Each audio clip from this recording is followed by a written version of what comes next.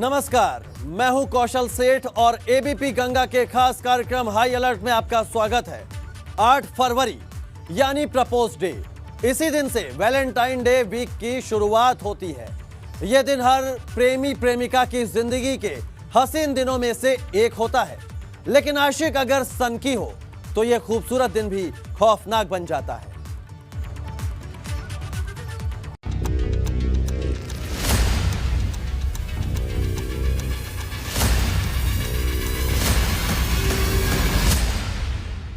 ना बोलने की कीमत जिंदगी, दोस्ती नहीं तो जिंदगी भी नहीं। पुलिस की गिरफ्त में खड़ा ये शख्स वो दरिंदा है जिसके लिए एक लड़की की जान की कीमत इसके अहम से बढ़कर। इसे वो लड़की पसंद थी, उससे ये दोस्ती करना चाहता था, लेकिन लड़की को इस दबंग की दोस्ती मंजूर नहीं थी। फिर इस दरिंदे ने एक साजिश रची और अंजाम दी, एक ऐसी खूनी वारदात जिसने लोगों के रोंगटे खड़े कर दिए। नहीं की दोस्ती तो दी मौत की सजा, पहले की दरिंदगी फिर ले ली जान। 8 फरवरी यानी वैलेंटाइन डे वीक के पहले दिन, जिसे दुनिया में प्रपोज डे के नाम से भी जाना जाता है, इसी दिन सनकी सुनील यादव ने अपने इलाके में रहने वाली एक नाबालिग लड़की को प्रपोज किया था, लेकिन लड़की ने उसकी दोस्ती को ठुकरा दिया। फिर सुनील ने लड़की को किसी लड़के से बात करते देख लिया और इसी के बाद उसके अंदर का जानवर जाग गया। ग्रेटर सूरजपुर पुलिस ने सनकी आशिक को गिरफ्तार किया है। इसी सनकी आशिक ने यानी कि 8 तारीख को प्रपोज डे वाले दिन एक युवती को प्रपोज किया था। युवती ने उसका प्रपोज स्वीकार न किया। इसी से नाराज होकर युवक ने उसकी गला दबाकर हत्या कर दी। हालांकि पुलिस इस मामले को पहले आत्महत्या मानकर चल रही थी, लेकिन जब इसमें तफ्तीश की गई तो पता चला कि युवक ने उसकी गला दबाकर हत्या की है। ग्रेटर नोएडा के सूरजपुर कोतवाली इलाके में बीती 8 फरवरी को एक नाबालिग की हत्या की वारदात को अंजाम दिया गया था।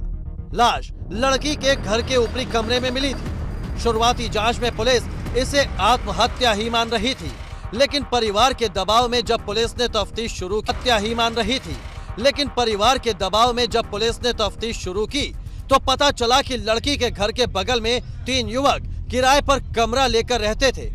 पुलिस ने जब तीनों युवकों से बातचीत की तो एक लड़के के बयान संदिग्ध लगे, जिसके आधार पर पुलिस ने आरोपी सुनील यादव को गिरफ्तार कर पूछताछ की और हकीकत सामने आ गई।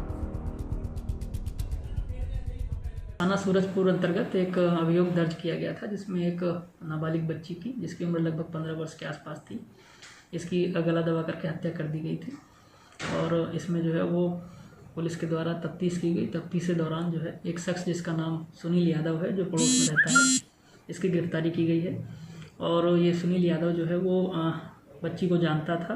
पहले इसके द्वारा जो है वो उसको प्रलोभन दिया गया, परंतु उसके द्वारा मना कर दिया गया, जिस कारण से ये क्षुब्ध था और उसी क्रम में जो है इसने बच्ची की हत्या की थी। टेक्निकल एविडेंसेस और सीसीटीवी फुटेज के आधार पर इसको गिरफ्तार किया गया।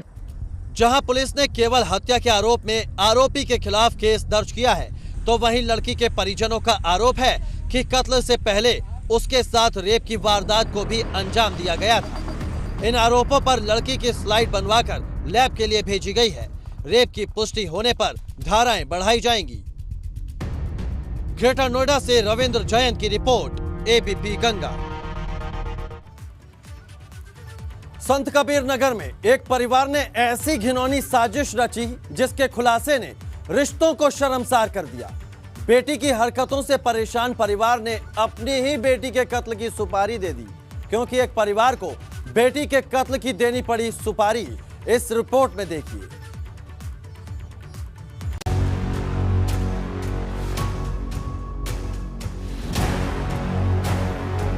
रात के अंधेरे में एक खाली पड़े प्लॉट में पुलिस छानबीन की तस्वीरें उस दिन की है जब संत कबीर नगर में एक लड़की की अधजली लाश मिलने की खबर से हड़कंप मच गया था।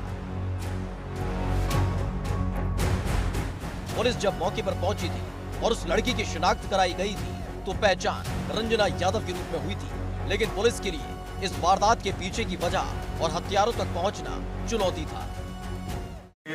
4 तारीख को शाम में धनगटा थाना क्षेत्र अंतर्गत एक अज्ञात महिला का शव जली हुई स्थिति में हमें मिला था और उस शव के पीछे धनगटा पुलिस द्वारा 302-201 का मुकदमा लेकर उसमें विवेचना प्रारंभ की गई थी। इसमें हमने प्रयास करने के क्रम में मीडिया के माध्यम से भी एक पैम्पलेट कई जगहों पर सर्कुलेट करवाया था, क्योंकि हमें ऐसा संदेह था कि बाहर से कहीं से किसी के द्वारा ये शव लाके धनगटा थाना क्षेत्र में रखा गया है और वहां इसको जलाने का प्रयास किया गया है। संत कबीर नगर में हॉरर किलिंग से सनसनी। बेटी की हत्या कर जला दी गई थी लाश। पिता ने ही दी थी बेटी की हत्या की सुपारी।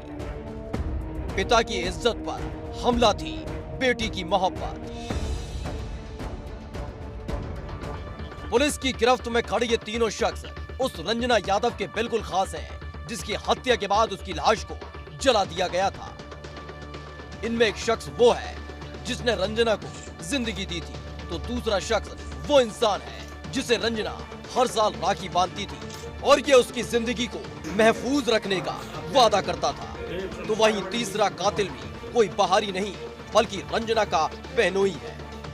महिला के परिवार की पहचान हो गई और उससे महिला की पहचान हो गई। ये जो मृतका है ये रंजना यादव नाम की महिला थी, जो बेलघाट थाना क्षेत्र की रहने वाली थी, पुत्री कैलाश यादव।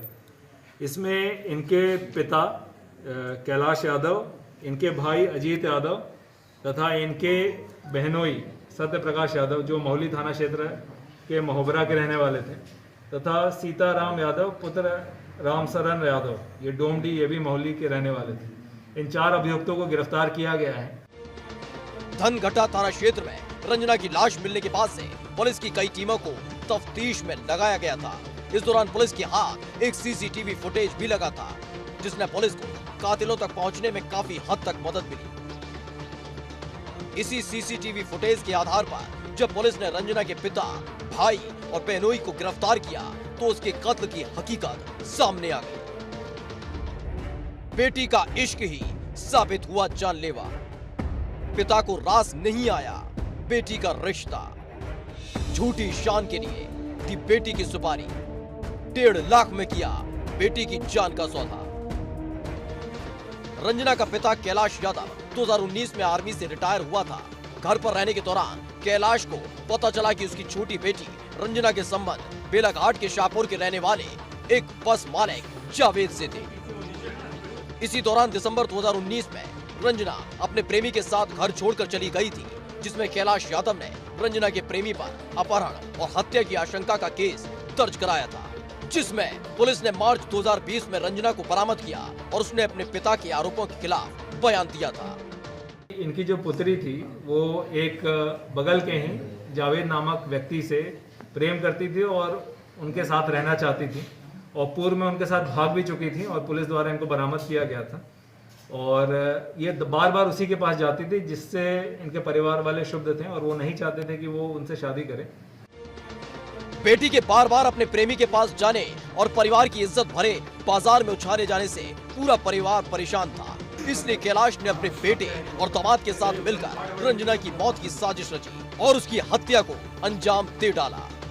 आपराधिक इतिहास रखे वरुण तिवारी से संपर्क किया और बेलघाट स्थित इनके घर पे वहाँ से इनको मैजिक में लेके आया गया और रास्ते में ही इनका मुंह दबाया गया था, जिससे मूर्छित हो गई थी अथवा मृत हो गई थी। और उसके बाद यहाँ पर हमारे धनगटा थाना क्षेत्र बॉर्डर से ही लगा हुआ एक गांव है जिगना, वहाँ पे एक टिन शेड में इनको रख के इनको वहाँ पे पेट्रोल डाल के जलाया गया था। पुलिस को अभी इस मामले में सुपारी किलर और उसके सहयोगी हत्या आरोपी की तलाश है, जिसके लिए टीमें कॉम्बिंग कर रही हैं। बहुत जल्द वो भी सलाखों के पीछे होंगे। Bureau report, ABP Ganga.